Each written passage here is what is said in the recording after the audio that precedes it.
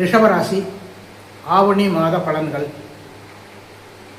சூரியன் 4, சுக்கிரன் 3, புதன் 4, செவ்வாய் 5ஆம் இடம்.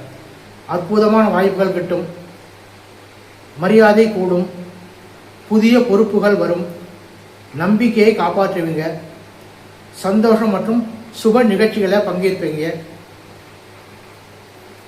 அதாவது சுக்கிரன் 3ஆம் இடத்துல இருக்கிறதால விரும்புபவரை கைகோர்க்கும் காலம். நல்ல சிந்தனை செயல்பாடு எல்லாம் நல்லாவே இருக்குது. புதன் 4ஆம் இடம், படிக்கிற குழந்தைகள்லாம் ரொம்ப சிறப்பாக இருக்கும், நல்லா படிப்பாங்க.